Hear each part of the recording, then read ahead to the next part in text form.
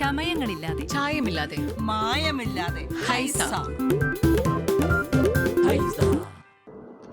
പായിപ്ര ഭാഗത്തെ mobile tower നിർമ്മാണ കമ്പനിയിൽ നിന്ന് 3 ലക്ഷത്തോളം രൂപ വിലമതിക്കുന്ന യന്ത്രസാമഗ്രികൾ മോഷ്ടിച്ച കേസിൽ യുവാവ് അറസ്റ്റിൽ.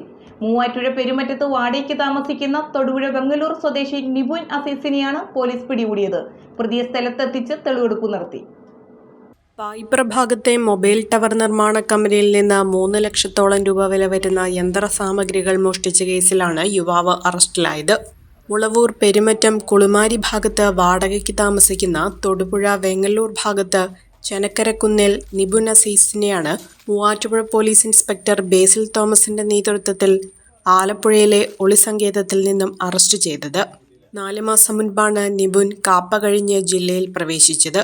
പ്രതിക്കെതിരെ പോലീസിനെ അപായപ്പെടുത്താൻ ശ്രമിച്ചതിന് തൊടുപുഴ പോലീസ് സ്റ്റേഷനിൽ കേസുണ്ട്. നിലമ്പൂർ, ധർമ്മടം, കോതമംഗലം, തൊടുപുഴ, മൂവാറ്റുപുഴ എന്നീ പോലീസ് സ്റ്റേഷനുകളിൽ നിരവധി മോഷണ, പിടിച്ചുപറി, അടിപിടി കേസുകളിൽ ഉൾപ്പെട്ടയാളാണ്.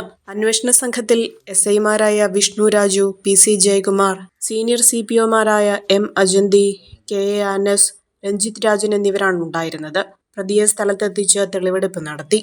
കുറഞ്ഞ ചെലവിൽ അത്യാധുനിക ആരോഗ്യ പരിരക്ഷ. MCS hospital. We take care of your health.